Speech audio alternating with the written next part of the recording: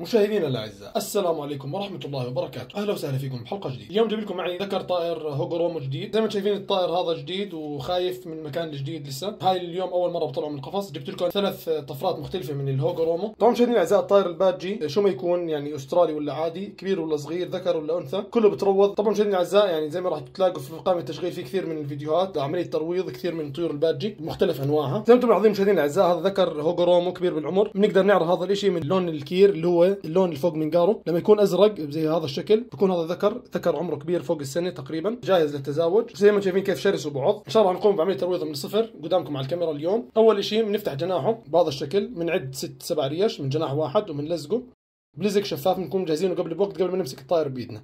بنعد 1 2 3 4 5 6 وبنصفن بهذا الشكل. طبعا بنحاول ما نشد على الطير بايدنا عشان ما يختنق. بنكون مجهزين قطعه لاصق تب قبل بوقت، لاصق شفاف زي ما شايفين، وبنلف على جناحه بهذا الشكل.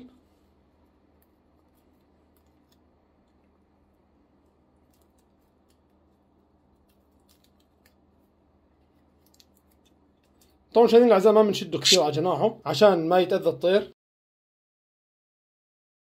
بعدين بنرجعه فوق الستاند يريح عشان ما نكون عاصرينه في ايدنا فتره طويله وينأذي الطير. بنرجع الطير فوق الستاند، بنخليه فوق الستاند فتره تقريبا 5 دقائق 10 دقائق ياخذ نفسه، عشان في بعض الاشخاص بيكون ماسكين الطير شادين عليه بايدهم ومش متحكمين بقبضه ايدهم او من قفاز. ونصيحه لا تلبس قفاز خميل كثير مع الطائر زي البادجي لانه عضته خفيفه. يفضل تلبس معه قفاز اولا لانه الطير في بعض الاشخاص بيشتكوا من عضته بيحكوا انها قويه كثير وبتنزل الدم، فتحسبا البس معه قفاز. وما بنصح حد يضله ماسكه من ظهره الطير، يفضل تقدم له ايدك وهو يطلع عليها. طبعا مشاهدينا الاعزاء الستاند بيسهل كثير عمليه الترويض. الطير ما بيقدر يناور على الستاند يهرب الا يمين وشمال او بوقع تحت، فممكن يهرب منك يوقع اول مره 2 3 5 مرات، بعدين خلص بيعرف حاله ما بيقدر يطير بعد ما تلزق له جناحه وبصير يطلع ايدك. طبعا مشاهدينا الاعزاء في بعض المتابعين انا استغربت من اللي بيعملوه انه بيقولوا بفكوا اللاصق وبيطلعوه يعني بيفتحوا له الشباك. طبعا الطير راح يهرب، يعني هذا مش ببغاء كبير ولا من الببغاوات اللي ممكن تطيرها برا وترجع لك، فهذا اذا شاف حريته خلص بضل له هارب. فهذا بس بنترك يعني مفلوت جناحه جوا البيت، تكون مسكر الشبابيك. بفضل انك تفك له جناحه بعد اسبوع لشهر، وراح اورجيكم كيف عمليه فك اللاصق، وفي اصلا موجود في قوائم التشغيل كيف تفك اللاصق بطريقه صحيحه وما بيأذيش نهائيا. بتمنى تشوفوا الفيديو وراح اورجيكم هذا بعد ما نخلص عمليه ترويض وكيف راح افك له اللاصق. وطبعا انا جايب غيره اكثر من عينه، وفي قائمه تشغيل كامل لترويض طائر البادجي في كل انواعه من الصفر، وعينات كثير كبيره من البادجي روضناها كله من صفر على الكاميرا. طبعا مشاهدينا الاعزاء يفضل ما تحطه عند قفصه ولا تروضه فوق قفصه، وتخلي قفصه بعيد عنه وما تروضش معه طير ثاني، يعني تروض كل طير لحال. يعني حتى لو كان عندك زوج بينفع يتروضن، لكن بتروض ذكر لحال والانثى لحال. بعد ما يصير الاليفات 100% ممكن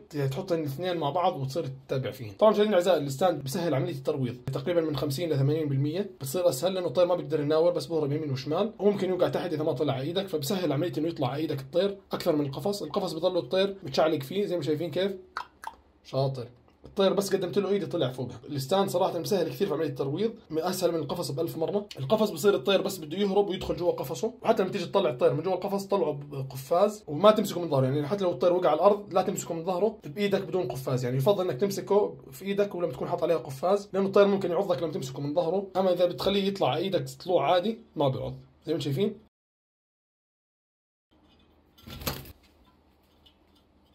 تعال اطلع شاطر. بنضل نكرر تكرار الحركة هاي نفسها ونعطيه طقطقة على كل حركة بيعملها صح. مثلا انزل شاطر، تعال اطلع شاطر.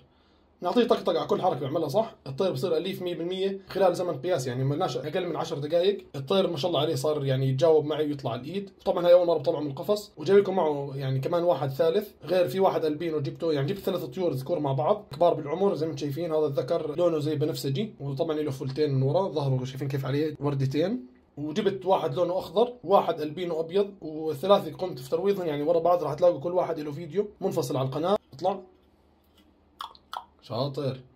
زي ما شايفين مشاهدينا الاعزاء كيف الطير صار يتجاوب معنا بسرعه. طبعا مشاهدينا الاعزاء الطائر البادجي مش اذكى طائر، يعني بتحس انه الطير ماشي بتجاوب معك بيطلع على ايدك، لطيف جدا، منظره كثير حلو سبحان الله. بتلاقي منه اشكال الوان طفرات كثير حلوه، واشكاله سبحان الله يعني كثير مميز وجميل، بتحب تتفرج عليه. وصوته طبعا مش مزعج نهائيا، بحس ان البادجي له تصفيرات وتغريدات زي هيك حلوه بتعجبني انا، وما بحسه من الطيور المزعجه، يعني نغمته مش كثير عاليه. اطلع ارجع شاطر اطلع.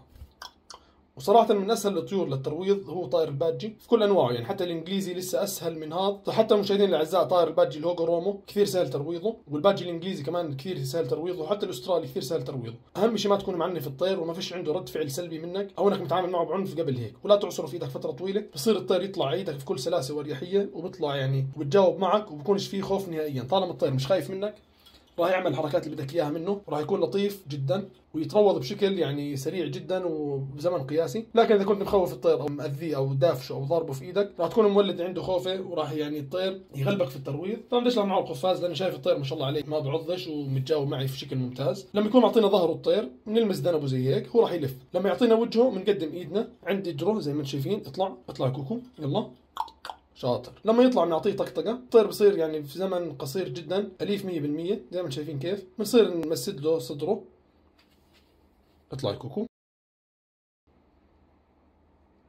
اطلع.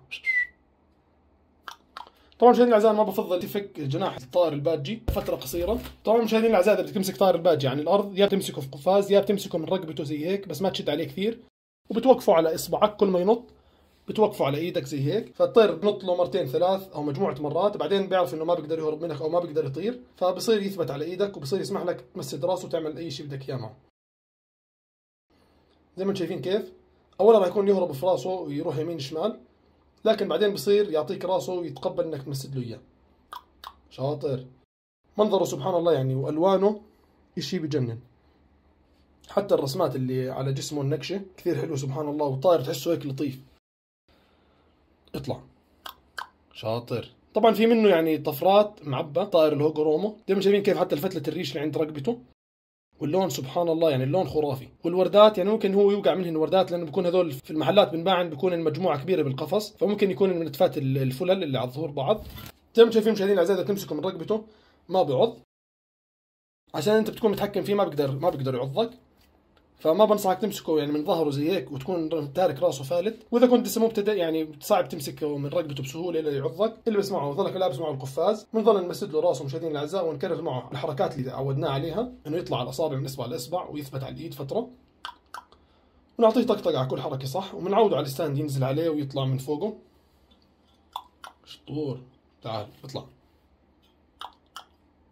شاطر. طبعا مشاهدينا الاعزاء انا بنصح كثير بطائر البادجي اذا كنت انت مبتدئ في ترويض الطيور وبدك طير سهل ولطيف وما يكونش صعب ترويضه وسعره رخيص مش غالي، طفراته والوانه كثير حلوه ووسخه قليل، البادجي انسب خيار بكون لك. لكن صراحه مشاهدينا الاعزاء البادجي الهوجو رومو ما لاحظت انه في شيء منه بيتكلم، او حتى يعني بحثت عنه ما فيش حدا عنده واحد بيتكلم. بادجي هوجو رومو اللي بيتكلم في عندهم ناس من الانجليزي، الاغلب اللي بيتكلمين بيكون بادجي انجليزي. الهوجو رومو ما بعرف اذا في منه شيء بيتكلم، يعني اذا في حد عنده معلومه عن الموضوع هذا يزودنا فيها. وبتمنى اي واحد جرب يربي بادجي هوجو رومو يقول لنا شو رايه فيه وشو ميزاته وعيوبه بالنسبه له. انا صراحه ملاحظ انه البادجي فيش فيه عيوب، طير لطيف جدا، انتاجه سهل، ترويضه بصير اليف جدا بسرعه، لكن هو هذا ما بيتكلم الهوجو رومو. وسعره طبعا مشاهدينا الاعزاء هذا عندنا بالاردن، انا حصلت الطائر هذا تقريبا ب 30 دينار اردني، ممكن تحصلوه بسعر اقل او اكثر ما بعرف، لكن انا حصلته ب 30 دينار اردني. زي ما شايفين هذا ذكر كبير بالعمر له وردتين. طبعا مشاهدينا الاعزاء البادجي الهوجو رومو مستويات، يعني في منهم ممكن تلاقي بادجي يكون له بس ورده واحده على ظهره، وفي شيء بيكون منه وردتين.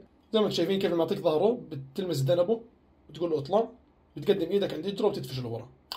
شاطر.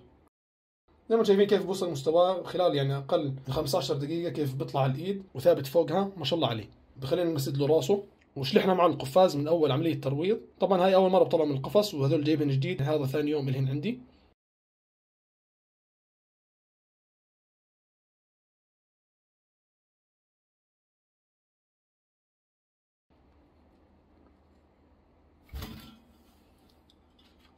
تعال شاطر.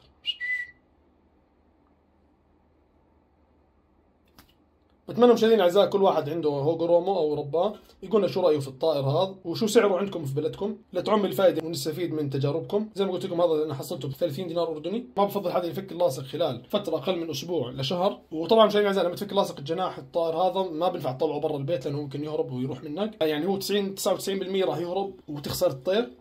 ولفك اللاصق الجناح زي ما قلت لكم ما بخرب الريش. والطريقه الصحيحه هي بتجيب المقص بتدخله في اللاصق زي ما انتم شايفين بالطول، هاي قصيناه بنتركه لحاله الطير بفكه. او ونمسك الطير كمان مره، نمسك جناحه زي ما انتم شايفين، بنشيل اللاصق.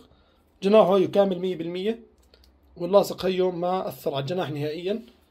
وزي ما قلت لكم بتخلوه اسبوع لشهر، افضل مده اللي هي شهر. اطلع كوكو، شاطر. لانه طائر البادجي صراحه مش الطائر العبقري، وممكن ينحشر بزاويه مثلا بين خزانه وحيطه او بين الثلاجه والحيط، وبصير صعب تطلعه من المنطقه هاي، وممكن يعني يموت الطير او يختنق في منطقه عاليه، او ينحشر في منطقه وتصير صعب تطلعه منها. فنصيحه مشاهدينا الاعزاء، تخلي جناحه مربوط لاطول فتره ممكنه لعند ما الطير يصير هادي ويبطل يحاول يهرب ويطير في المكان ويتعود عليك، لعند ما يصير بس اذا بدك تطقطق له يجي لعندك او ياكل من ايدك او شيء زي هيك. ان شاء الله تكون فيديوهات بتعجبكم تستفيدوا منها. لا تنسونا مشاهدينا الاعزاء من دعمكم بلايك وشير وسبسكرايب يصلكم كل جديد. والسلام عليكم ورحمه الله وبركاته. اطلع كوكو، يلا يلا ولد، شاطر. اطلع اطلع.